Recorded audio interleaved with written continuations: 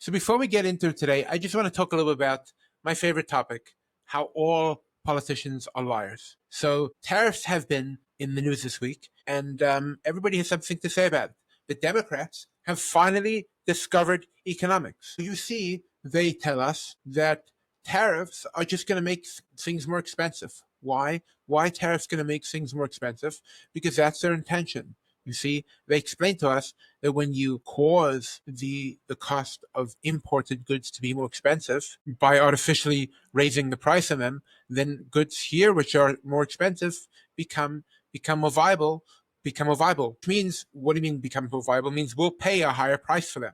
So that's why things become more expensive. Now, so if you add a cost to the production of something, it becomes more expensive. Is that right? Okay, Democrats, now do minimum wage. You see, Democrats, either that will raise the cost, or it will cause those workers to get fired. And you see, Democrats, that's why artificially messing with the market doesn't work. And Republicans are out there, this is great for the American worker. America has been messed over. America has been messed over. So now what? So now you're going to mess us over more? And we're going to get into why this is a bad a policy. But just the idea that that's good economics, and that Republicans that have always pretended to know a thing or two about this can start talking about how this is going to make things better for us is insane.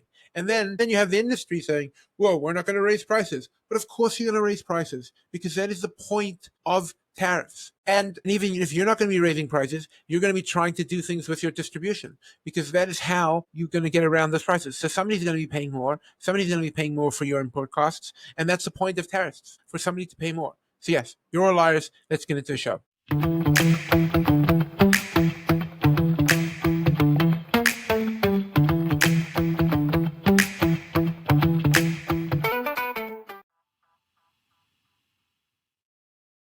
Now, I want to discuss today an issue which weighs heavily on my heart, and that is the topic of diet injections. See, full disclosure here, I've been taking Manjaro, and I've lost a lot of weight, and I have some thoughts on the top. So let's talk about what these drugs do. The user injects the drug once a week, whatever their dose is, and it causes their ability to eat to become limited. It stops them from being able to overeat, and then lose weight.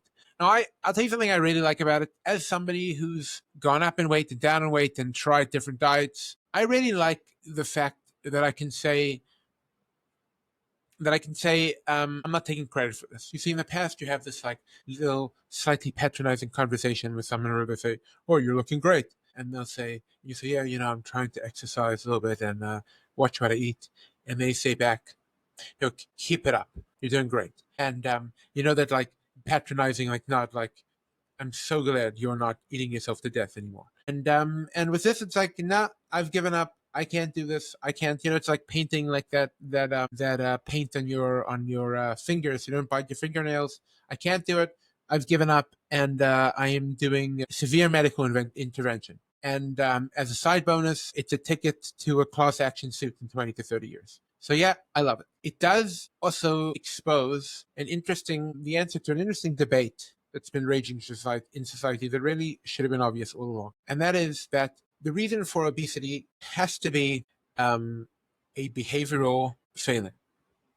What I mean by that, now obviously there are different body types, and there are different types of people, and there's going to be a range of people, just like tall and short. And obsessing over a specific body type is never healthy. And certainly the types of food we have is not good for us. The packaged shelf life stable food is probably not healthy, and I'm sure there's a lot of work and research to be done on that. But you see clearly that obesity is caused by eating too much, and not that the person eats too much food, because when you're on this medicine, you eat whatever you need to eat. You just can't eat anymore. And everybody is the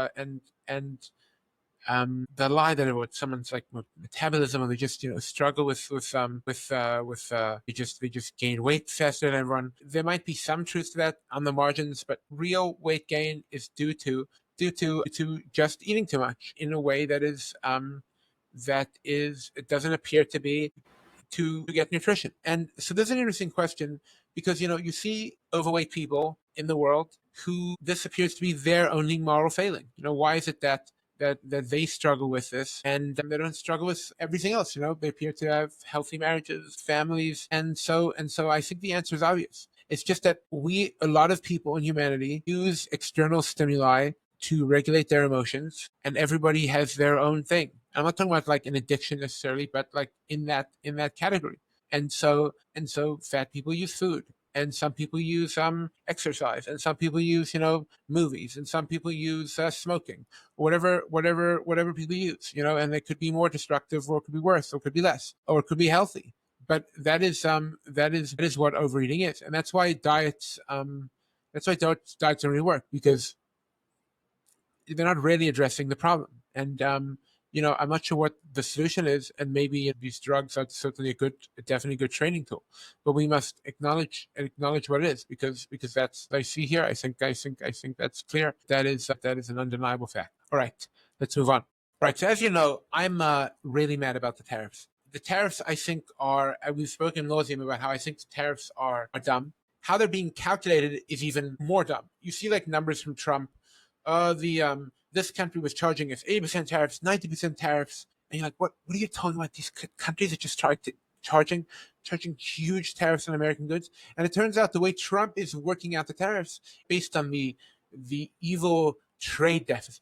You see, if Trump sees that a country is importing less than we're importing from them, that it must be evidence of some evil plot against America, which is totally crazy. Do you understand how crazy this is? Let's say I figure out that I can make a business selling coconut oil in America, and I found there's a special coconut in there's a special coconut in some far off island, and that no one ever heard of, that makes people's skin glow. And so I corner the market and order all the coconut oil from that island. So now America has a huge 100% trade imbalance from this evil island in the middle of the Pacific. But no, everybody's richer. America's richer because they get to have their skin glow, and I'm richer because I get to sell that cream. And this country in the middle of the ocean is richer. And maybe one day, when they start selling these coconuts, they will be able to. That's right. They will maybe be able to buy stuff from America, because right now the GDP is $1 per person. But who knows? With all this coconut exporting, they could be able to. Maybe they'll buy stuff, and soon they'll have phones and they'll ruin their lives. But until then, what is wrong with me buying their coconuts? So the Trump administration is so dumb when it comes to this. Besides for that, what's this data go of a trade war? We want to put tariffs on them because they put tariffs on us. So I have a solution, simplest solution for a trade war. Here it is, guys. You heard it here first on the Walter Sharp Show. The idea of a trade war goes something like this. France wants to protect their cheese industry or their wine industry, so they put a tariff on American cheese and wine. So any cheese and wine that is flowing through to France is going to cost more, and therefore it doesn't make it viable for the American producer to send to France. So we're going to retaliate and start tariffing some other random product that we get from France. So it's a completely indirect war. So I have a much better way. Pay the tariff in the form of a tax rebate. Any company that can show that their export was tariffed, just get a 1-for-1 tax rebate. And like that, everything will be cheaper, and no country will be able to have tariffs on us. And I can't be the only one that has thought of it. So the reason that they don't want to do that, it goes down that route, is because tariffs, again, are not about helping the country. It's about helping protected groups, and tariffs are stupid, and let's get rid of all of them. And hopefully other countries will follow suit, and we'll be richer, even if they don't.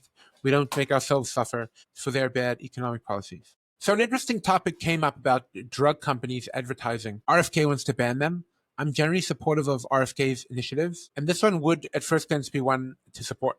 You see, TV ads for drug companies are really quite insidious, because if it ever bothered you, why do they need to do so much TV advertising? Have you ever do you think people walk into to their cardiologist and are like, I saw this drug on CNN while sitting in the airport, and I think you should prescribe this to me. So no, nobody does that.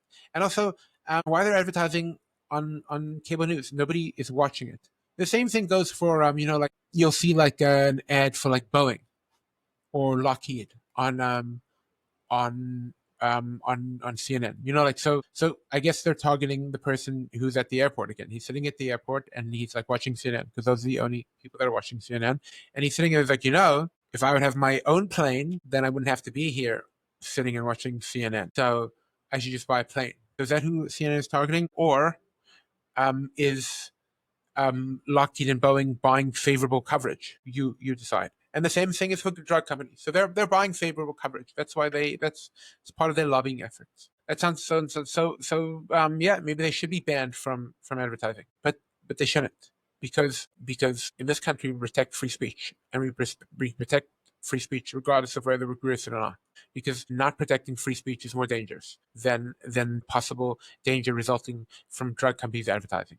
And of course, the remedy for how the drug companies act is to make sure they are not able to get liability from the state. I mean, they're not able to get no liability clauses from the state like they did with COVID, and certainly they should have to prove their own efficacy. You can't limit speech. So that's my take on that.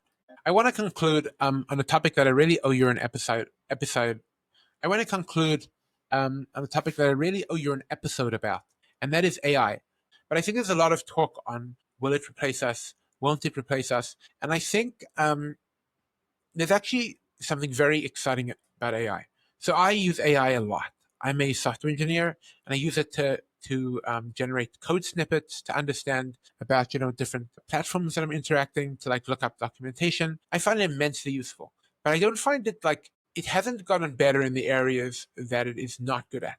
And that is understanding context, really understanding business requirements. So what it's really good at the areas that people are not good at, like fully understanding documentation, understanding specific tasks, quickly looking something up for you, understanding specific requirements and algorithms, things that people do not do intuitively, writing tests. So, and it can really help you build if you have and when you see like something, give me something completely generated, give me a poem completely generated. It's fine. The quality of the output is certainly dependent on the quality of the input. If you just ask for something very generic, you'll get something back very generic. Now, I